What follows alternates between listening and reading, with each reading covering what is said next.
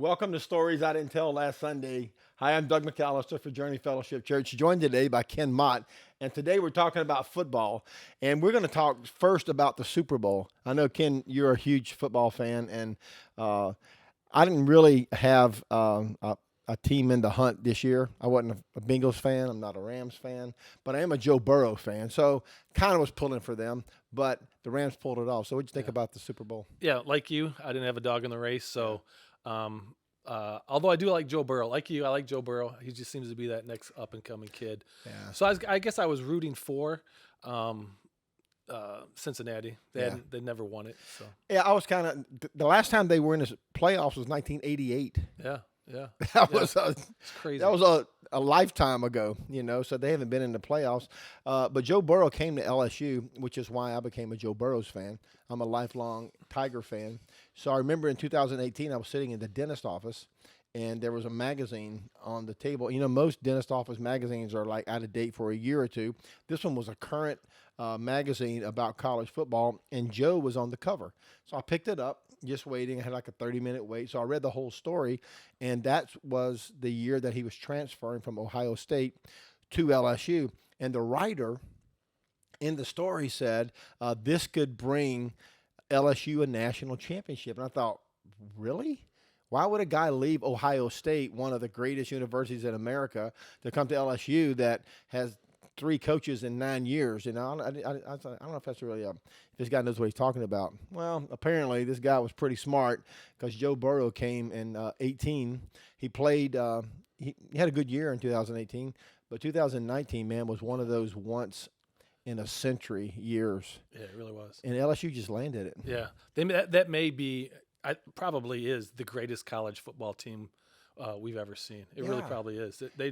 There was no close games. They won everything, and even in the national championship, they just flat out beat. They blew Clemson out of the water, man. They beat them by 3 touchdowns. Yeah. And they went through all the big powerhouses. They had to beat Alabama at Alabama. We watched that game at Cade's house. Me and all the boys gathered at Cade's, and we watched the game thinking, if they can beat Alabama, we may have a chance to go all the way. And, man, it was down to the last minute. Alabama was coming back to win the game, and then LSU sealed, I think, with an interception on the last play. Yeah, they did. That was their closest game. But they still looked like the better team. Yeah, they were. They looked like the best team in every game they played. And they deserved to win. Yeah. So LSU went, 15-0 that year?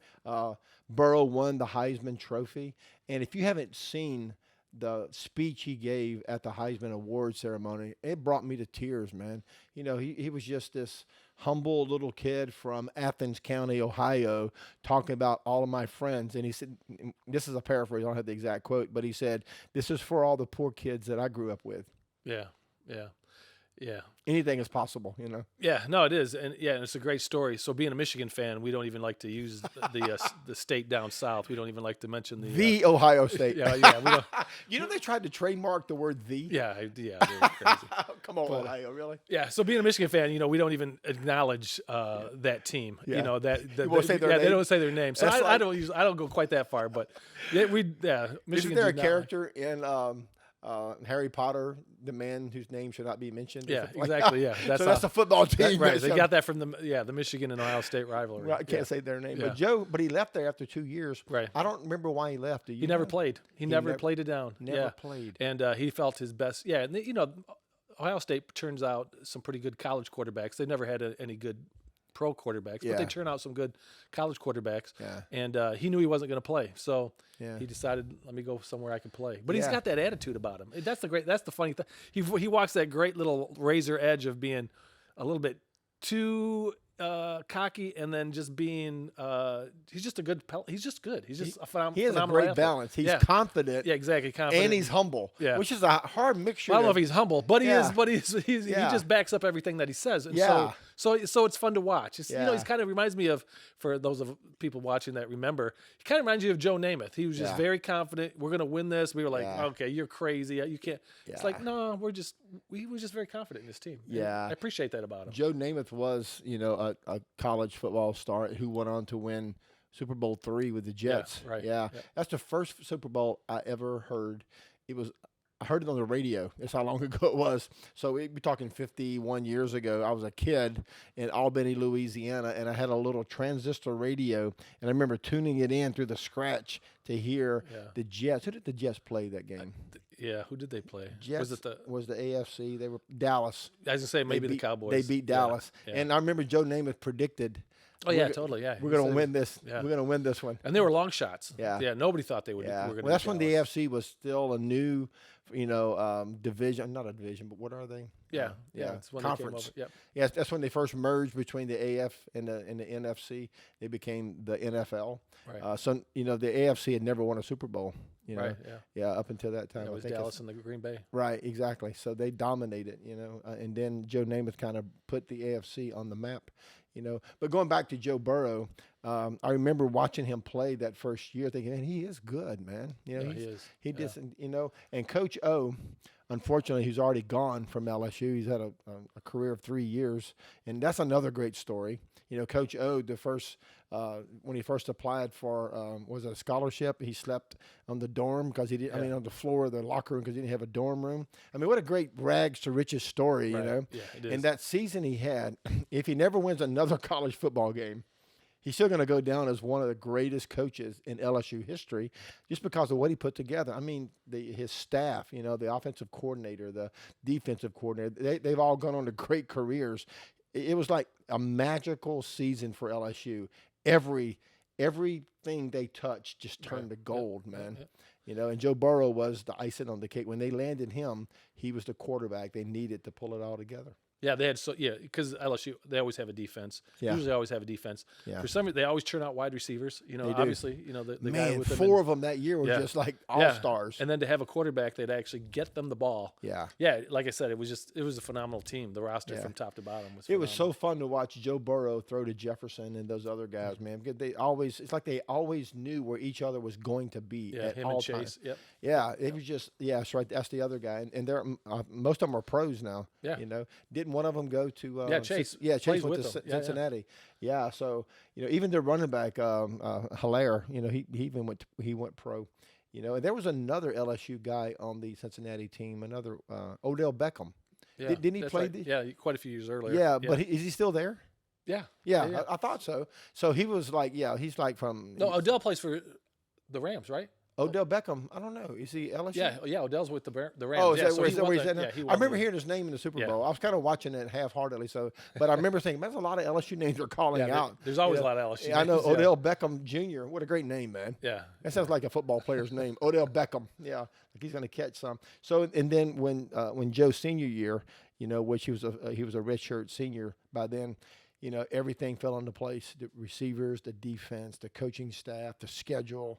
And it was just sweet, man. Yeah. I remember every week, as a Tiger fan, we've had a lot of bad years, but speckled with some good years. And we had no idea how good of a year that was going to be. Not only did we win the Heisman Trophy, we went undefeated, and we won the national championship and Coach of the Year, and plus all the awards Burrow won. He won the Manning Award, he won the Butkus Award, he won every award you can win in college football. So it was a glorious season, and unfortunately, it may be a long time before we have another good season like that one, but we're going to enjoy that one. Right. Yeah. No, it is good. Yeah, it's good when your team is doing well. Yeah. Everybody's excited. Everybody's on board. Yeah. It's fun. You've been a lifelong Michigan fan. Yep. Since you were a little boy? Yeah, since I was a little, yeah. So was your dad a Michigan fan, or where did you pick it up? My dad wasn't really a football fan. He still isn't that much of a football fan. But, when you grow up, it's like LSU. You either, it's the state team. So Michigan was kind of the state team.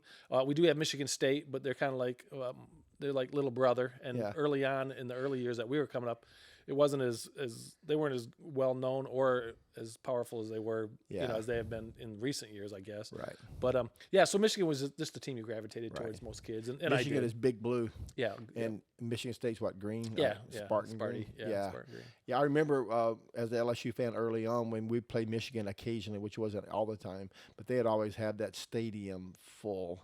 Yeah. How many seats does that? Yeah, it's stadium? I think they've maxed out. I think it traditionally holds 110, so I think they've gone what is it, almost 40 years with over 100,000 people in attendance. That's insane. Yeah, it is. Yeah, so the guy that developed it, so if you've never been there, of course it's not Louisiana where you dig 6 feet down and you hit water. From the outside, the Michigan Stadium seems to be only about 2 stories tall, and it is, because it was built into a hole. They dug a hole. So, is that right? And they put it in. So all the states, the seating is actually below ground level. Wow. And then it kind of moves up. Because the guy that developed it, the stadium, had an idea that someday it could be expanded to 200,000 people. Wow. So it's, it was one of those crazy things. And so now, so I think it holds about 114,000. What's the name of the stadium? They just call it the Big House. Oh, the Big House. Yeah, the Big House. Yeah, I remember I used to marvel at all those people. At that time, there's like 100,000 people there, and LSU Stadium only would seat like 69 or 70,000, which still is a lot of people. They've since expanded. I think now we can hit right at close to 100,000 at Tiger Stadium. But I was always so impressed with how beautiful that stadium was, and they were always such a great team, and they have produced some great quarterbacks. Yeah, one that I know you like a whole lot. Yeah. You want to talk about Brady, or you want to talk about the Super Bowl first? Well, probably both. You know what? Let me talk about Cooper. Definitely. Cooper Kupp, man. Yeah, because it's a great story. Cooper Kupp is, such a strong believer. And I didn't know that because I'm not a Rams fan. I'm not a Cooper Kupp fan. In fact, I never heard of him until this year, even though he's been in the league for, 4 or 5 years, whatever it's been. But he came out of Eastern Washington, which is a Division II school. Right. He didn't get recruited out of high school. He was 6 foot tall, 170 pounds, which is pretty small to play college football. Right. So nobody offered him a scholarship, but there he was, man. He walked on, he earned a position, and lit up the record books in Eastern Washington, and was drafted by the Rams, I think in the 3rd round or something like that. I've been reading about him since the Super Bowl. Right. Drafted in the 3rd round, the 5th player, and man, has went on to become a superstar. But his testimony is probably what I'm more impressed about, is how true he is to his faith. And right after the game ended, Super Bowl game, of course, he was named the MVP, which is pretty unusual for a receiver. Yeah, not too many receivers. How I think many it's like 3 of them. I think. Yeah, has that ever happened before? Yeah, like 3 of them. Yeah, Okay. I know Julian Edelman won it a few years ago. Jerry Rice won it, but not right. too Jerry many. Rice did win one. Yeah, not too many though. Yeah, but he won the MVP. But when he was stopped, now not everybody played his testimony. Some people cut it because the media is not too friendly to faith. But a couple of them played it, which I was impressed. They let it play. He said, I'm honored to be able to be named the MVP, but I'm not surprised. Which is, wow, you knew this was coming. And then he said, I was walking off the field 3 years ago when we lost to the Patriots. Yeah. And he said, I had a vision. So now he gets into total Christian speak, because people like me and you talk about that, stuff like that all the time. But, people who are secular, especially in the media, that's not a normal sentence opener. I had a vision from God. So he said, I had a vision when I was walking off. And in the vision, he said, I heard God speak to me and say, you're going to come back to the Super Bowl, and next time you're going to win, and you're going to be named the MVP. He said, so the only person I ever told that story to was my wife. And I get that. Right, you don't want to tell everybody crazy visions like that. People think you're nuts, but then it becomes like an albatross around your neck. You got to make it happen. He said, I just kept it to myself. He said, I knew that I was going to come back. I knew we were going to win. He said, I just knew it. The moment we made the playoffs, we had a playoff berth locked up. I knew this was going to be our year. And he said, and this is the quote. Let me just read it because I want to get it right because it's so powerful. So he told the whole story, and then he said this. He said, I shared that with my wife because I couldn't tell anyone else. From the moment that this preseason started, there was such a belief in every game. It was already written. I had just to play free, knowing that I got to play from victory and not for victory. And man, if you're a believer, you understand that. If you get a word from God, if you know that, whether it's football or church or running a business or building a family, if you just know what the Lord's called you to do, you can play from victory. Right. What a great sermon, huh? No, it really is. Man. Yeah, it really is. It's testimony to his faith. And he really probably had, I don't know if statistically, I think statistically, it's either the number one season of all time or within the top three, because what he did, he won the Triple Crown this year, which was most touchdowns scored, most completion yards, I think, this year, and then most receptions. Wow. So they call it the Triple Crown for receivers. Wow. And then add on what he did in the playoffs and to get to the Super Bowl, and he had all those yards together. Yeah. Again, statistically, I think it's like within the top three, if not the number one season of all time for any receiver. Yeah. So it was just fun. Yeah. So it was a phenomenal. His final catch was the winning catch for the Super Bowl. I mean, this is like Cinderella. You can't write stories like this. It's almost you got to walk off after that. We're done. Everything's downhill from there. Yeah, because at the last play of the game, seconds ticking away, you're down 3 points, and you catch the winning touchdown. Yeah. Okay, that is like, fairy tale material. Yeah. But it happened. Yeah. And, he kind of, I say he came out of nowhere. Those kind of rags to riches story you talked about, Coach O, and then, Cooper Kupp, who was second division or Division II.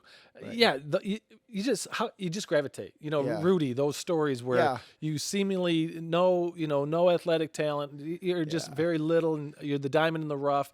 And then it all comes together. Yeah. Everybody likes those stories. Everybody, especially when nobody believes in you. There's something about life when nobody took you serious and nobody believed in you except for yourself and the Lord, and you went ahead and did it anyway. Yeah. And that's the kind of victory. And he said, I'm not playing for fortune and fame and power. He said, all those things are great. Right. He said, but I settled this a long time ago. Yeah. He said, I'm playing for the glory of God, period. Right. If I do that, I'm happy. And if I get rich doing it, that's good too. Right. But that's not why I'm doing it. Right. Yeah. I just love that about him. Yeah. Yeah, I do too. Yeah. And as far as for the Christian witness and all those type of things, yeah, that is powerful. And it is powerful that not only does he back it up kind of on the football field, but in his personal life. He does. He's true to it. Right. He's had the same, if I remember right, his wife was his high school sweetheart type of thing. Mm-hmm. Go to college, they get married, they have kids. They just kind of did it, in the way we would hope someone that have a life that has a commitment to the Lord and says, in every aspect of my life, I'm going to try to do it God's way as much as possible. Yeah. We're all going to fail at different points. Right. But it is good to see somebody that steps up and says, hey, this can be done God's way. And from a child, because in his testimony, he says, I got saved in grade school. Yeah. I gave my heart to Jesus when, I forget, 7, 8, 9 years, or whatever it was. He was in grade school. He said, but I didn't get baptized until I was 19.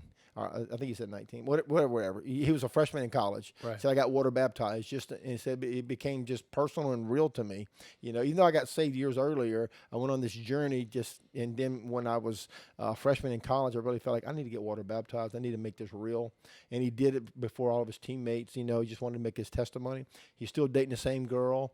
They got married in his junior year. He graduated with his bachelor's when he was a junior, and he could have turned pro. So the story I read about him the other day, he said he was recruited to turn pro. They thought he would go in the 5th round or whatever. He'd be a low draft choice, but he turned it down. And he said, no, I'm going to play my senior year for Eastern Washington. They've been really good to me. And this is the reason he decided to stay. He was in charge of incoming freshmen. And his job was to help them to get connected to the university and to the team. So he said every year I would host a barbecue, me and my wife, because they just got married, we would host a barbecue and get all the incoming freshmen and just try to influence them to follow Christ and not the party scene in college. Right. So he said, if I leave the NFL, no one's going to do that this year. If I leave for the NFL, no one's going to do that this year. So I'm going to stay one more year just so I can host this next freshman class and share the gospel with them and help them to get a foundation of faith and not of party school. And man, what a noble thing. Right. When you could have went pro and made hundreds of thousands of dollars the next year. Instead, I want to host a barbecue for some kids who just need to hear about the gospel. So powerful stuff, man. Yeah. I think, it speaks to kind of being a little bit more grounded as you're walking through life. I think a lot of times our kids are, a lot of them, they have big dreams, big goals, and that's great to have. And yet they don't really have a life or a lifestyle that will they can use that as a platform. Yeah. And to keep them from, because you see it all the time, the people that kind of go awry and they kind of get off and they crash and burn and all those type of things. And you think if they had just a little bit, they were a little bit better grounded as individuals, as people. Yeah. And I think that's probably one of the things that Christ has done to so many people's lives is He provides that foundation. Yeah, where people can say, okay, let me just keep my head screwed on, kind of correctly here. Let me keep my goals in front of me, but remember why I'm doing this, for who I'm doing this, and what is the bigger picture in all that I'm doing. Yeah. So, while Cooper Kupp is probably the poster child for how to live for God your whole life, there's a couple of NFL players who've had some pretty rocky beginnings, but who found faith as NFL players. Right. And one of them that I really love his testimony is Ben Roethlisberger. Ben's been playing for Pittsburgh for 20 years? Yeah, about 18 years he played. 18 years. So, of course, he had a rough patch. We all know the story. He was accused of some serious stuff back early on in his career. But he got married, has kids, turned his life over to Jesus. And, man, he has just become a man of God in the last few years from where he came from. It's kind of an amazing turnaround, don't you think? Yeah.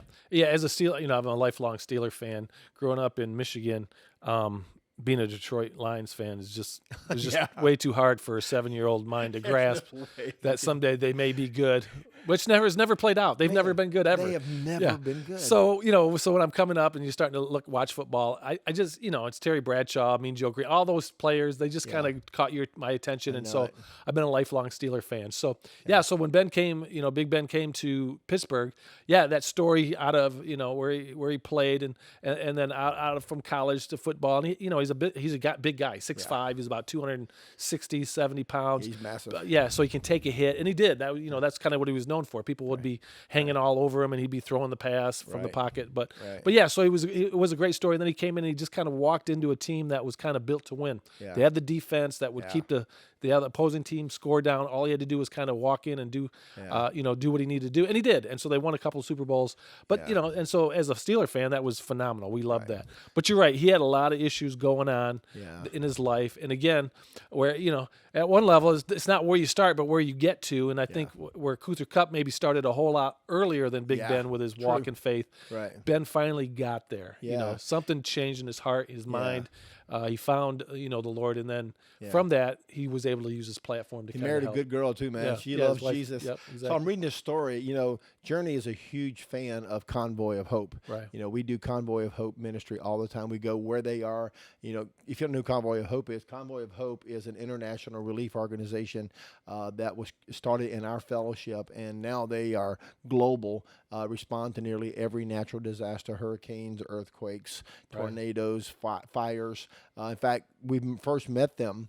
Convoy came to Slidell right after Hurricane Katrina, and we kind of formed a lifelong partnership with them. And that was in their beginning days. Now they're international, but we're still close friends with all of them. And so anyway, I was reading a story about Convoy of Hope.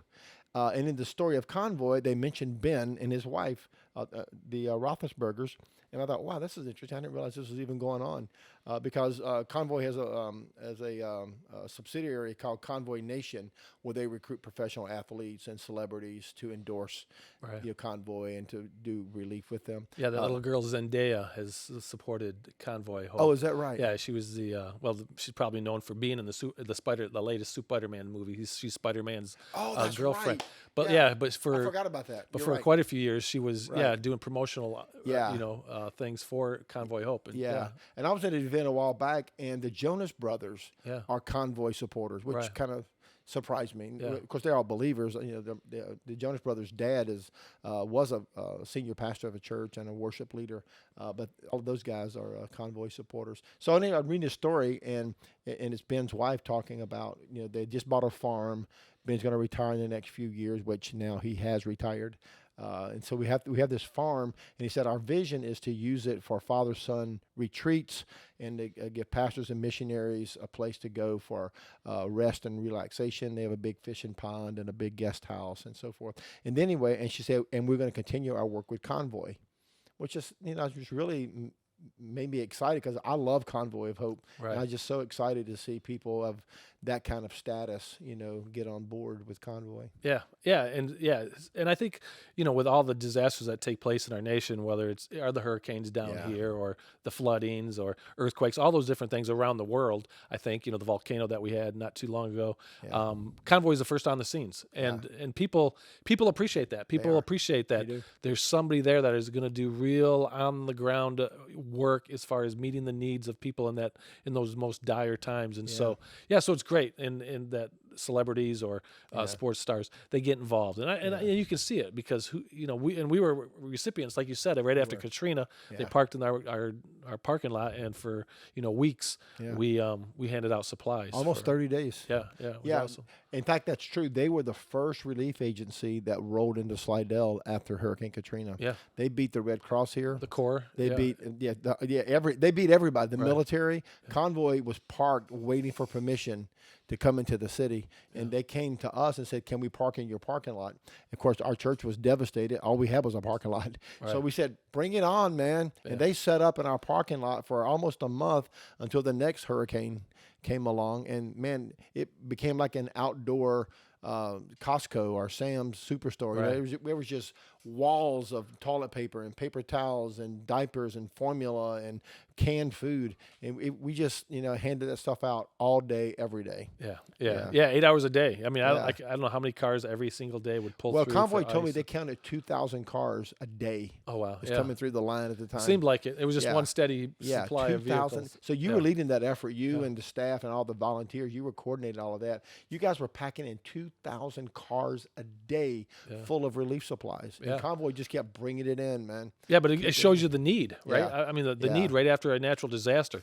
Where is the water going to come from? Where are we going to have, and it's the heat down here is so oppressive. And, it was the first part of or end of August, which is still like some of the hottest parts of the whole year. It was hot. And, and so where are you going to get ice? Where are you going to get food? Where are you going to get fuel? Where are you going to get, babies still need diapers. Just all those different things. And, man, and they were there.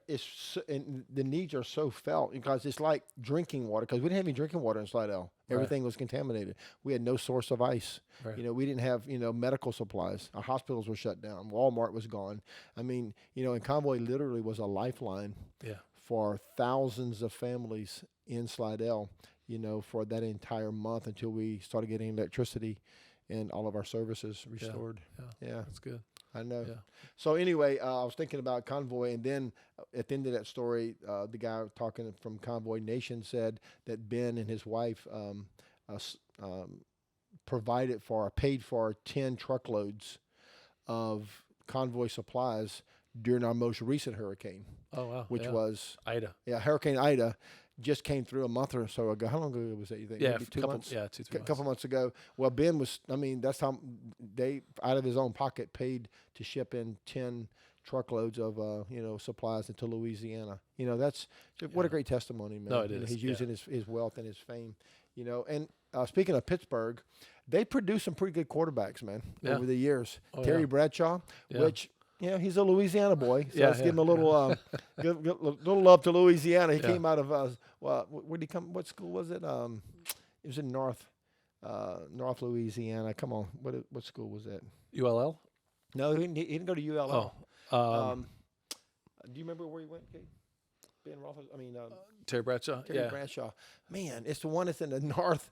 Oh, the corner. East corner of that's where Denny Duran went and a bunch of those guys. Yeah. But whatever college it was a small school, and he came out of there, got drafted, and won 4 Super Bowls. Yeah, 4 Super Bowls. Was it in a row? No. He won 2 in a row, and then they had a year off. And then they won 2 more. So they won 4 out of 5 or something like that? Yeah, 4 to 6, I think it was. 4 out of 6, like which will probably never be done again. Right. It's one thing to win 1 Super Bowl, which is a lifetime achievement. Yeah. To win 2? Yeah. And back-to-back is crazy. Yeah, and then have 2 back-to-backs. Right.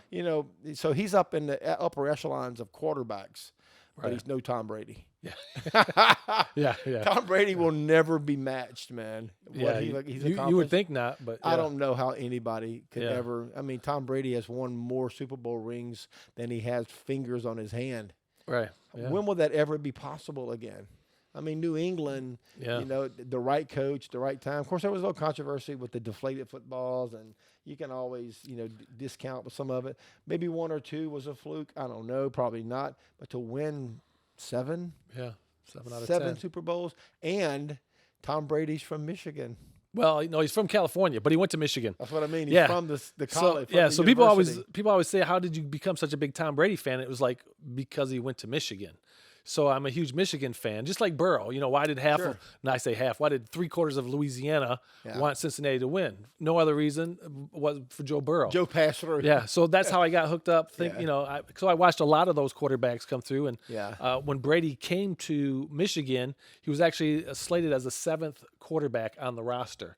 Wow! So he was. Wait, they had that many quarterbacks? Yeah. In college? Yeah. Oh yeah. Yeah. Wow.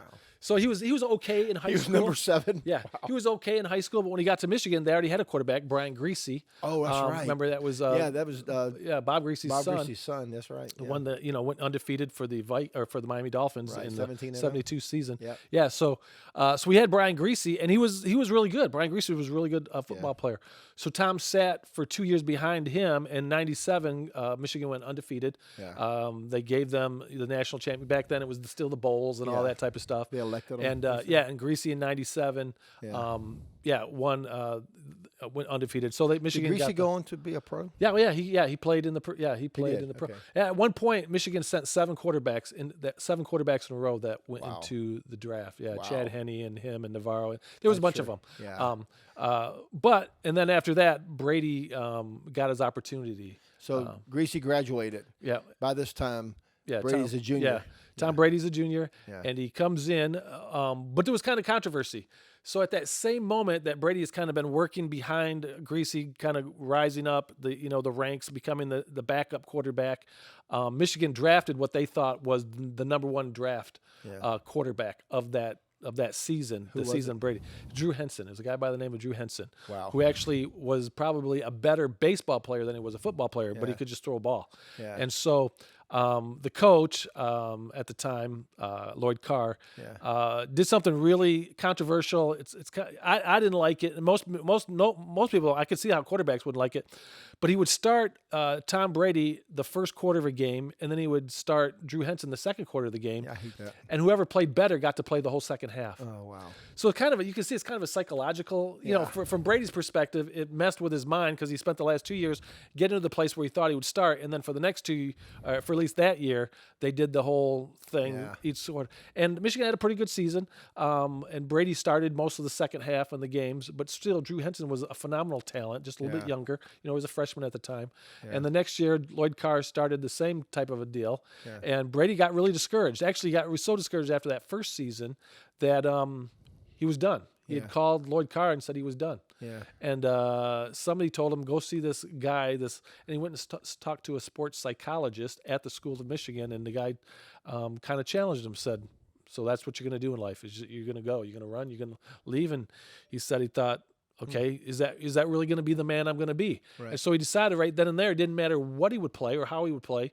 He was just going to play. He was going to be available. And so the next year, same thing. They had a really good. They started out 2 games like that, and then Lloyd Carr finally came to his senses and said, "Play the whole season." And so he his did. Senior year, he played the whole year. Senior played, and they won the Orange Bowl that year. I'm happy to say they beat Alabama in the Orange Bowl that year. That's always a good year. Exactly. That wasn't for the national championship, but they did beat. It was back then. That was 99 or when was that? Yeah, 99. Yeah, so the 99 season. Right. So So I follow him. Just like you follow Burrow, you just follow him. You gravitate to your team, and so he went to the Patriots. It's like Patriots. Pittsburgh's still my team, but the Patriots. Who are the Patriots? Nobody knew. They had one good year. Yeah, exactly. Yeah, and the Bears crushed them. Well, the Bears beat them in the '85 Super Bowl. Right. Crushed them. Yeah. And that was the Bears season. But then they got there another time and they didn't win. Right. And so sometimes you got to labor in obscurity, and that's what Brady did. Yeah. He wasn't the best guy coming out of college in any shape, way, shape, or form. Actually, in the 2000 draft, he was the 7th quarterback to get drafted. What number was he drafted? Yeah, that's my shirt, 199. He was the 199th pick in the 6th round. And I so thought maybe that was your high school number. Yeah. So he didn't start out like the Drew Breeses of the world and the Peyton Mannings and Joe Burrows and those type of folks.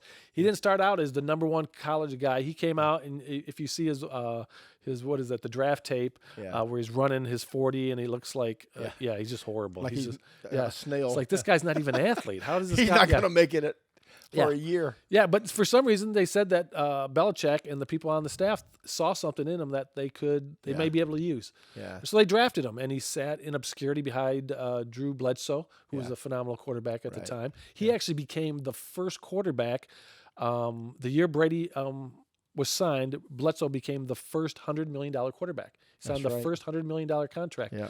And so Brady wasn't going into play. Yeah. That's for sure. He was a backup. Yeah, it sat out the whole first year. And then the second year, second game, Drew Bledsoe got hit. And it didn't seem like it was a big hit. But it was really scary because he started bleeding internally, and he almost died. He was on, he was in the hospital for weeks, and it just became apparent that he wasn't going to be able to go. And so Brady took over from, had a really horrible game. The third game came out in the fourth game, and by the fifth game, he started winning, got a little momentum. I think it was week 11 or 12, maybe 13 in the season. Bledsoe finally got to the point physically that he could play again, and that's when Belichick made the decision. We're going to stay with Tom. And Bledsoe kept getting better physically. And then the biggest controversy was, you signed a $100 million quarterback, and they actually went to the Super Bowl that year, Brady's first year starting. And the question was going to be, well, who plays? You're going to start, your $100 million quarterback, which was Drew Bledsoe was a good quarterback. Or do you stay with this guy? Or do you stay with this little bit unknown guy? But the team had rallied around, and Belichick made one of the gutsiest calls, and for Brady the most fortunate call, and said, we're going to go with Brady. Wow. And they did, and they had a great game. Whatever happened to? They played the Rams that year, and they won.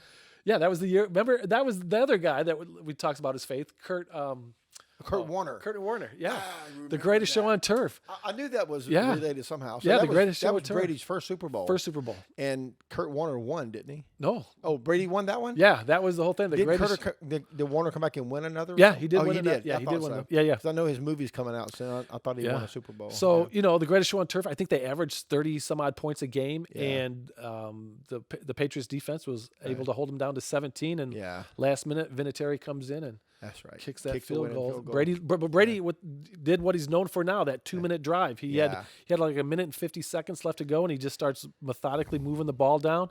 It gets within range, and Vinatieri comes in and kicks 50-yard field goal. What was the final score? 20-17. Man, what a tight game. So whatever happened to Bledsoe? He stayed on for a while, and then he transferred, and then he got traded. Where did he wind up at? Do you know? Man, I don't really know. Did he go to San Diego? Yeah, I think he was. I was gonna say, I think he went to the Chargers. That's when we got Drew Brees. Yeah, was when they got Bledsoe, because Drew Brees was demoted to second string, and Sean Payton. Was it that, or who was the other guy that just retired last year from the Chargers? I don't know. Gosh, I'm gonna remember his name here in a few minutes. Yeah, I don't remember. Nice guy. It seemed like they were never made it to the Super Bowl, but I think Bledsoe bounced around with 2 or 3 teams, but he's a really good guy. We wound up with Drew Brees somehow in that next year, and he came to New Orleans, which brought us the first winning season or the first Super Bowl we've ever won, and maybe only one we'll ever win. Yeah, that's when Saban was coaching for Miami, and he had that pick. He could have gotten Bledsoe. Could have gotten Drew Brees. Yeah, that's right. But he decided no, he didn't want him. It's well, there you go. So even Saban has moments that he probably regrets. Yeah, probably does. And allowed the Saints to get Drew Brees. I know. Yeah, it's history down here. So that was his first year, and he won a Super Bowl in his first year starting. Yeah. What was their record? Do you remember what they went? Oh, they were pretty good. It was I want to say it's 12-4 or 11-5. So he won most of his games then. Oh yeah. Oh yeah. Wow. They did. Yeah, they did really well. Man, what a great. It was the defense though that kept him in them. What a great coach Belichick was, man. Yeah. I mean, to be able to spot talent from a guy who's not fast or not strong or not tall. Yeah. And said, there's something in this kid. Right. That we need to draft him. Yeah. To see the potential, that's what a great coach can do. They can see potential nobody else can see. Yeah. Because most people can design plays and call audibles, but when you can see something that nobody else sees, right, that is a great coach. Yeah. The thing about one of the unique things about Belichick is he always went for high smart, high character guys. Yeah. High IQ guys. Yeah. They said at one point that the Patriots every year have more captains of the teams of quarterbacks, of players on college teams than any other team. Yeah. Because Belichick he doesn't necessarily want the most talent. He wants the guy that will do the most with what he has. Yeah. And that's kind of what he got with Brady. Brady became that guy that would just stay in the film room forever and a day and do the same thing. He had the same arm coach that would tweak his throwing motion his whole career until he finally passed away and he went to another one. But for 20 years, Brady had the same, through high school, this same guy that would help him with his movement and tell him, nope, you're doing this with your shoulder, you're doing that. Because Brady knew that for him to succeed, he had to just kind of be at his best. Optimize everything. Exactly. What's the receiver that Brady loves so much? What's that guy's name? The latest one, Julian Edelman? No, the one that came from the Patriots to the Bucks. Oh yeah, Gronkowski. Oh yeah, Gronk. He's doing commercials now for some insurance company. Yeah, he's fun. I don't even know the name of the insurance company. USAA. But I love the commercials, man. Hey, I'm great. Yeah. I'm special. Yeah. Yes, Mr. Gronkowski. And that's the thing about Brady is he's very relational. So he's a very relational type of guy. Yeah. One of the things about him, they say, is that he the first day of every practice, he will go and introduce himself to every player on the team. He always says the same thing. Hi, I'm Tom Brady, which, in the first couple of years, it may have meant something, but, the last 15 years, like, everybody knows who you are. Dude, the whole world knows your name. Everybody knows who you are.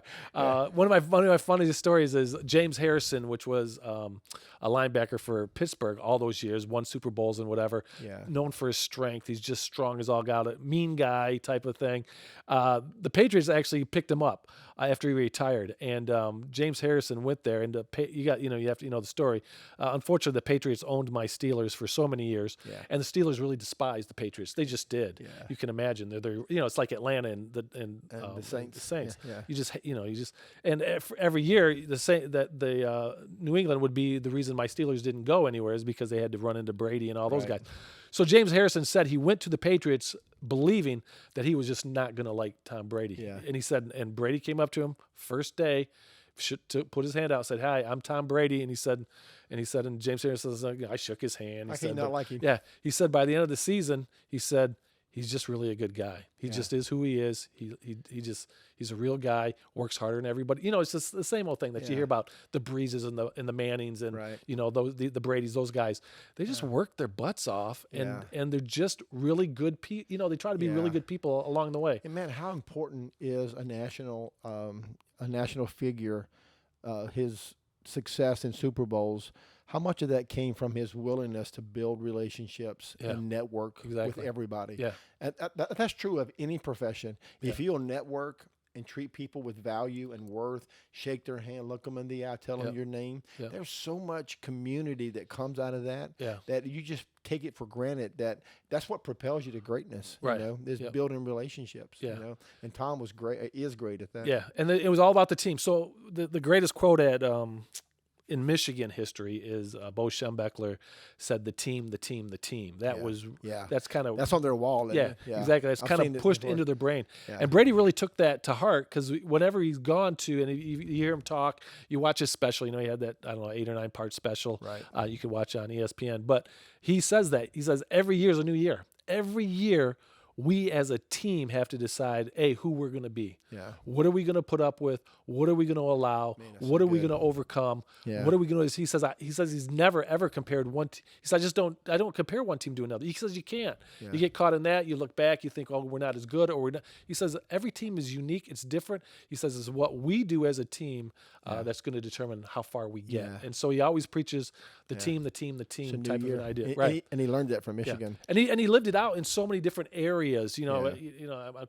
Even I get sick of how much I know about Tom Brady, but it is interesting because he's taken less money than most other quarterbacks have always looked for the big contract and they've taken the money.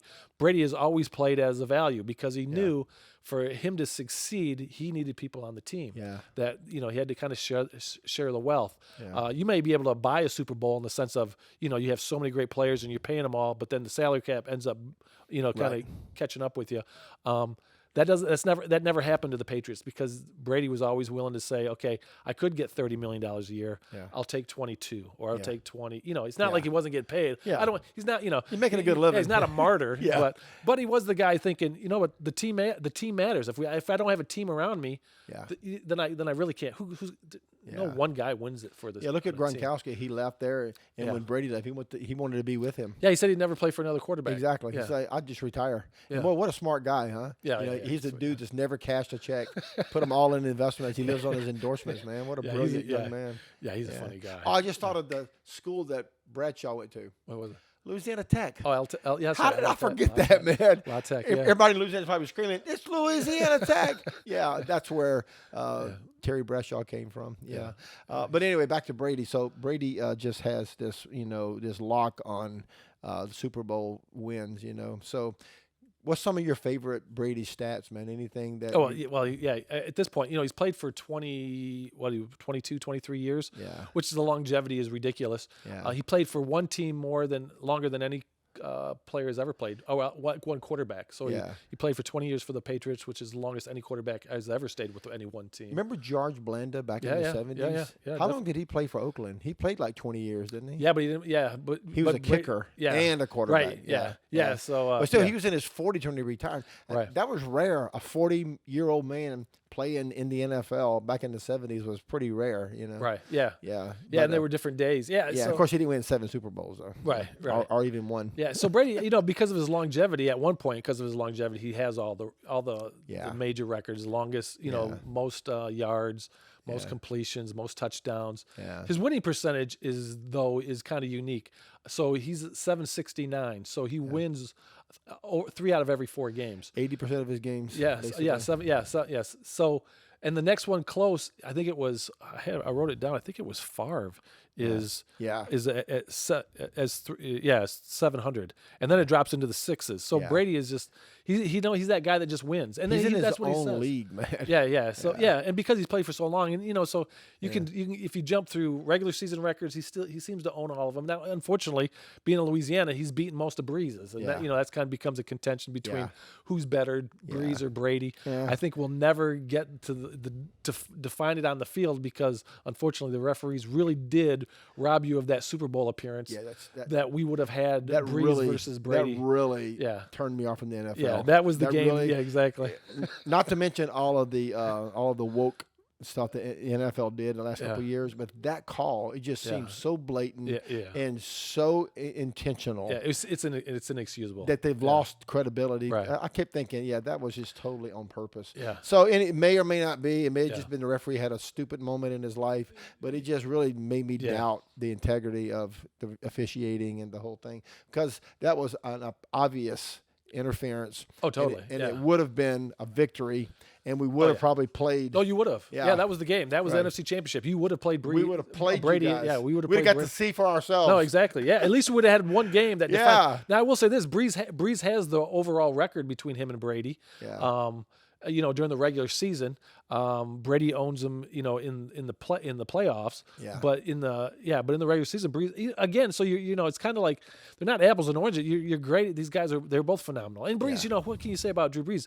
Phenomenal guy. He's not as tall. He's only, they say he's 6 foot, but he's really 5'11". Yeah, he's 5'10" and a half. Yeah, with his cleats on, he's 6 feet. Yeah. But phenomenal player, overachiever. Just everything that you also want in a quarterback. And then of course what Drew Brees has done for the city. Oh man. When he came back. When he decided to stay, and they come back after Katrina, and the dome was just irreparable for quite a while, and then they finally get back in the dome in 2009, and to go and then win that Super Bowl. Yeah, it was a storybook. It really is. It's one of those stories that it's like Hollywood made it up, but it was real. Yeah, totally. Because New Orleans was devastated, Louisiana was devastated, and it really gave the city a rallying point when the Saints won the Super Bowl. And, it's never happened before or since. Yeah, so, exactly. He's probably our GOAT, but he's probably not he is. the GOAT. Yeah. So even when I argue, you argue who's the GOAT, even when I argue with folks that love the Saints, and, I don't argue I'm never going to get – I think you guys are a little irrational. But, hey, this is – but again, you can see it. He's done so much, and Louisiana. It's hard to unless you went through what we went through in those years. Yeah. You don't really understand kind of a city kind of pinning their hopes on a team. That's the one unique thing. I think at one level, now that I've lived here, obviously 30 years, all fan bases are crazy. They are. That's why they call fanatics. Yeah, exactly. That's the whole name. Yeah. But the Saints that one year, I mean, out of all the depressing things that so many people went through, the losing everything, to gravitate towards that team, and that team kind of being the identity, right, of a city. Mm-hmm. So it is what it is, and hardest attachments to ever break are usually the emotional attachments. Some are impossible. Yeah, when you have an emotional attachment to whatever it is in your life, and they could be for good or for bad. Right. Those attachments are some of the hardest to break. And I remember seeing the dome in disrepair, the roof ripped off, and the floodwaters, and thousands of people just living there, and it was just the epitome of the aftermath of Katrina. It looked like all hope was lost. Yeah. For the Saints to come back and the state rebuilt the dome. They spent hundreds of millions of dollars. they rebuilt the dome and they rebuilt the team, and Brady won. I mean, Brees went on to win the Super Bowl. It just really pulled us out of the darkness for even though it was a football game, for somehow it became an emotional lift for everybody, and it becomes that tangible illustration that hope is still there, that you can do the impossible, that life's not over. Because sometimes when you're in the worst parts of life, in the despair, you just think, nothing will ever come again. And then all of a sudden, something gives you hope, and then what do? You kind of refortify yourself. You kind of pick up yourself by your bootstraps. You say, maybe we can do this. And that's really what kind of, I think, at one level, it really was a defining moment and a turning point within the city in general, and then in so many people's lives. They said, we're back. It's time to do life again. Well, I really doubted that Brady was going to win a Super Bowl in Tampa Bay. Yeah, I did, because I thought, I think Belichick's the reason. I was wrong. Belichick hadn't won a game. He hasn't done anything since Tom left, man. Yeah, well, he has a good team, but he hasn't won a Super Bowl. Right. Since Tom left. Yeah. Tom went down to Tampa Bay and just repeated process. Yeah, crazy. In the COVID year, when they didn't have fans in the stadium and all that kind of. He's like, let's just win another one. Yeah, exactly. So I will say this about Belichick. Belichick, he has always said, the players play the game. Yeah. It's really, they coach, they guide. He said, but the players play the game. And so where a lot of people said, is it Belichick or is Brady really a system? Yeah. Belichick would say, the players play the game. Yeah. So it's the players that really do a lot of it. And it is Belichick. If you could get Belichick as the coach, I don't know if there's a team today that would not say, all right, he's probably the greatest. We'll take our coach. guy. Exactly. Yeah, he's great. Yeah. Well, Brady won 6 for New England, and then he won 1 in Tampa Bay, and then he retired. Yeah. So is he out? Supposedly, maybe. Yeah. So you think he's retired for good? I think he will be if one opportunity doesn't come available. I think if the 49ers job would come available, because the 49ers are right there on the verge. Do you think he would play for San Francisco? Yeah, because he's from Northern California. So maybe his hometown team. Yeah, it's his family. Yeah, his family was there. Man, I would hate that because I hate San Francisco so much. Yeah, I don't know. Yeah, exactly. I hate know. the team. As NFC Saints. Because they beat the Saints so many times, man. And they had so many Super Bowl wins. Yeah, Joe Montana. Yeah. Joe Montana. And Steve Young. Between the two of them. I know. 6 back-to-back empires. 6 Super Bowls. Yeah. I know. Back-to-back empires. How often does that happen? Where one team lands 2 great quarterbacks back-to-back. Them and Green Bay are the only ones I can think of. Yeah. With Favre and Rodgers. And Rodgers now. And, of course, they had Bart Starr for the first. So they've had 3 franchise quarterbacks when most teams never get one. Right, exactly. And San Francisco had 2 back-to-back. Joe Montana, then Steve Young, and both won 3 Super Bowls or something like that. So the classic picture of Brady is he's at that game with Joe Montana, and he's watching it as, I don't know, a 5-year-old, 6-year-old, whatever it is. Really? Yeah, so he's in the stadium. Parents had season tickets, and so it's his team. Yeah. So, and then they're poised. Brady's not going to go to, Detroit. He's not going to, he's not going to Detroit. Nobody's going to Detroit. Yeah. Detroit don't want to be in Detroit. Not even Brady can resurrect Detroit. But he would. I think he would probably go. I think he's in a really unique place. He's at a point where his kids now are teenagers. I think his oldest son. I don't know much about his kids other than they're getting older. He's the oldest. He's the oldest person in he was pro football. Right. But I think his oldest son is starting football now or high school. Yeah. So to have kids at that age, how can you really consistently be out of your kid's life 6 months at a time, that's 6, tough, 7, 8, man.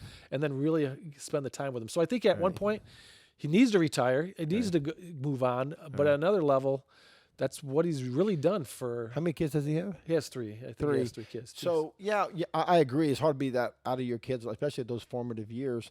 But man, if he gets the opportunity to go to San Francisco, he may. If it's his hometown, who knows? Yeah. Even his kids will probably say, "Dad, let's all go." Yeah. I mean, it's your dream. He doesn't need the money. Yeah. And sometimes, I think he's got to the point where he's going to have to choose. When do I stop? When do I stop with my dreams? How old is he now? What is he? 40? He's 43, 44. Yeah. So he's playing football at a high level at 43. Yeah, if you had all the other quarterback stats of all the other quarterbacks that played football in their 40s, he's by himself. He's outdone all of them put together, which is crazy. Even great quarterbacks, very few last into their. I mean, look at all the Mannings. Yeah. All the Mannings played into their 30s, and of course they're great quarterbacks. They all won Super Bowl, except for the Archie, the dad. Right. Unfortunately, he got hooked up with the Detroit of the South, which is the Saints back in the 70s. Yeah, Archie was a great quarterback who had nobody around him. Yeah. Oh no, he ran for his life. Yeah, every down he was in danger of being murdered. But he produced, his sons, Eli and what's the oldest? Yeah, Peyton. I pretend I don't know his name. Cooper. Yeah. Cooper never got. Oh, God bless Cooper. Got hurt. Yeah. I did see Cooper in a commercial the other day. Yeah. Cooper landed a commercial, man. He's doing the Caesars commercial. It's got to be rough at Thanksgiving. Yeah. Everybody around the table have a Super Bowl ring except for you. Yeah. Yeah. But I think Cooper's fine. And now Archie, the Arch Manning, the grandson. That's Cooper's son. Yeah, he's right. Yeah. He's probably going to. Well, that would be great if Cooper has a son exactly, and that outdoes all the brothers. Yeah, he wins 3. Yeah, if he wins 3, he's outdone Eli and Peyton because they each won 2. Yeah, but well, he's in Texas now, Arch Manning. So I was reading a story about the top, college prospects, and he's number 1 right now. In the nation. Yeah. Everybody wants him. He has it narrowed down to 3 schools. Yeah, Alabama's 1. Yeah, I can't remember who they all are. Maybe Texas. Alabama, Texas, and there's one other big school. Is it Oklahoma? It's one of the. It's 3 big schools. Yeah, I think they're all in the SEC. Is Oklahoma coming into the SEC? Mm-hmm. Yeah, I don't know if they are yet, but but they're coming in soon. Yeah. But I think he's got it down to 3. I think he'll pick Alabama. I think he's going to Texas. Oh, do you? That's where he maybe. lives. He lives in Texas. Oh, he plays here. I thought he played. I mean. Yeah, he lives here, but I think he wants to play in Texas. He probably. You're right. He lives in because he goes to school at is it Newman? Newman, Isidore Newman High School. But I'm just guessing. I don't know. Wherever he goes, he's gonna. I'm guessing Texas. Because his dad, didn't get to play professional, but his uncles, one played in Tennessee, one played in Ole Miss, and of course his grandfather Archie played in Ole Miss. Right. So he may want to go out and do something nobody's ever done before. Yeah. It'd be hard to turn down Nick Saban. Who has as many rings as Tom Brady.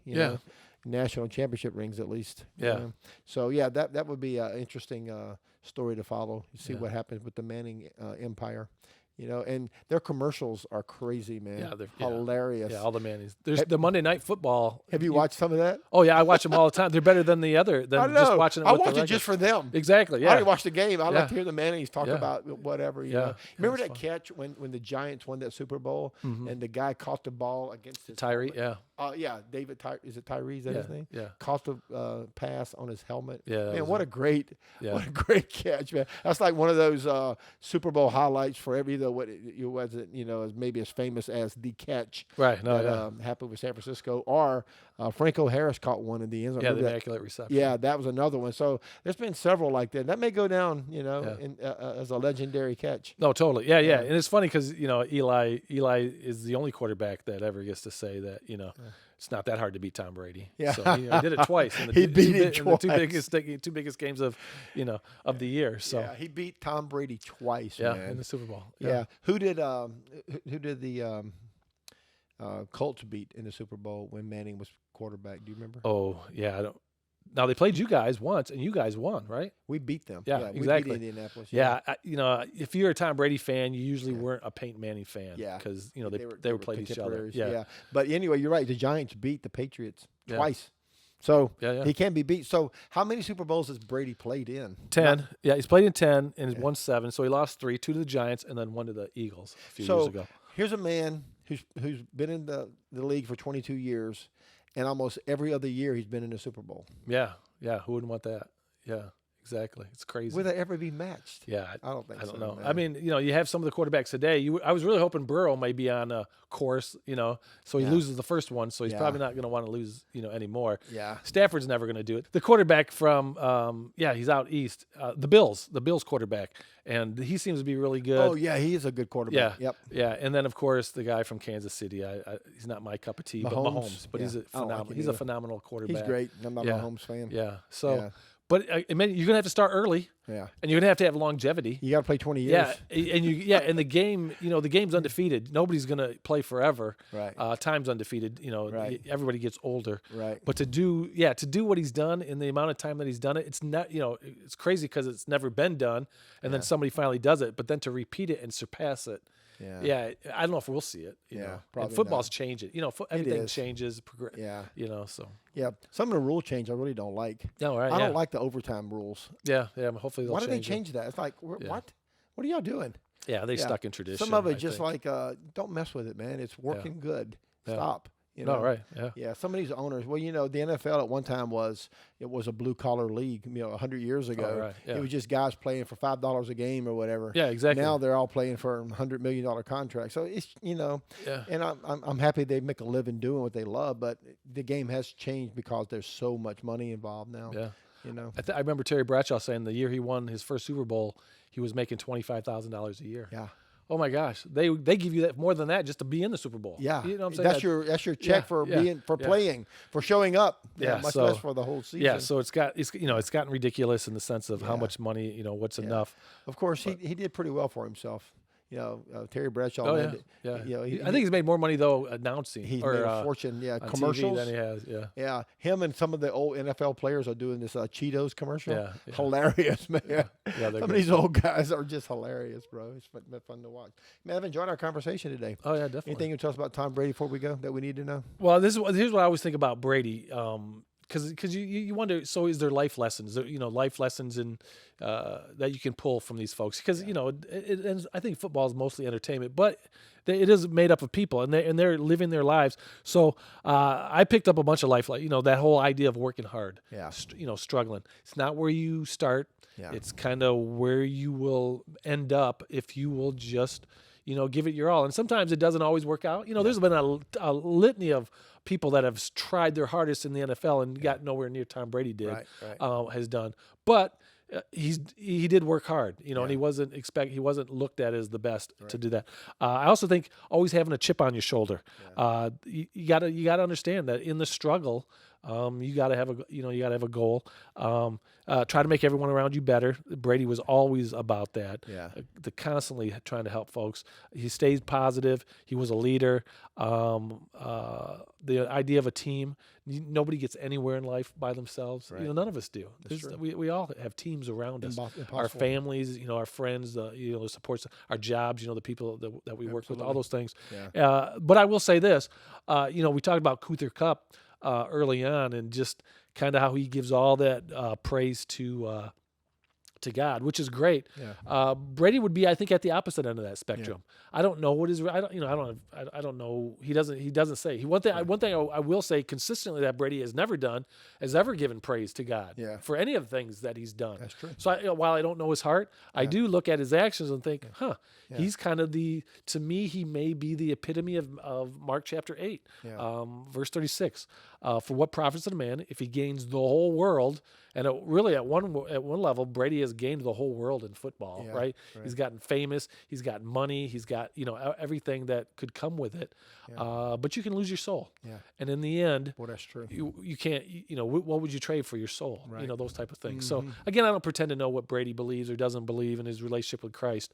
Yeah. But one of the lessons I did learn is I probably don't want to be that. I probably don't want to do that. I think I'd rather be kind of on the Cooper Kupp scale of things and say, he's a cautionary tale. Yeah, exactly. Let me just give God his due because he's done more for me. Right, because than in the I end, could it is do. God. It's all His. Right. Yeah. And if we don't acknowledge it, it's our loss. Yeah. The goal is not the Hall of Fame. Right. At least not the Hall of Fame in not Canton. That hall. Yeah. The Hall of Fame maybe in heaven would be a whole different. Maybe the Hall of Fame in Hebrews 11. Exactly. Instead of a yellow jacket, a white robe. Yeah. So Yeah. But Man, well, I've enjoyed our conversation, man. Yeah, definitely. I appreciate it. So it was fun talking football. We got to do this again real soon. Oh yeah. Yeah, maybe we'll pick another sport and go at it, or just do part 2. Let's see if Brady comes back. If Brady signs with Frisco. Yeah. Let's do another podcast to talk about what's going to happen. And we'll kind of tear that down because you and I are obviously football experts. Oh yeah, totally. Yeah.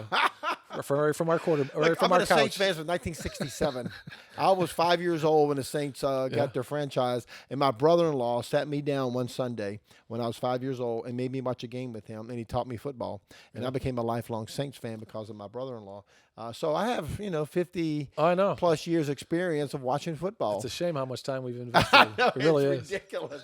I can't play. I'm not very good. Every year you host the we do a turkey bowl. Journey Turkey Bowl. I don't even play that because I'm not in too shape old. enough to play. I don't enjoy it. But anyway, if he signs with San Francisco, we're going to revisit that and we'll talk about the future and see where Joe Burrow's at.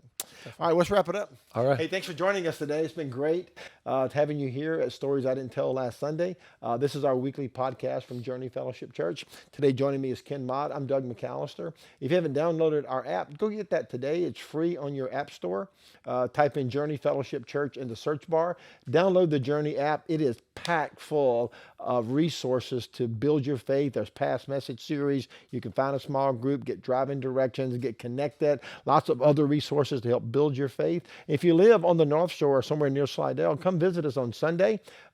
Driving directions are on the app, and check us out at jf.church. For Journey Fellowship Church, I'm Doug McAllister, and thanks for joining us for our Stories I Didn't Tell Last Sunday.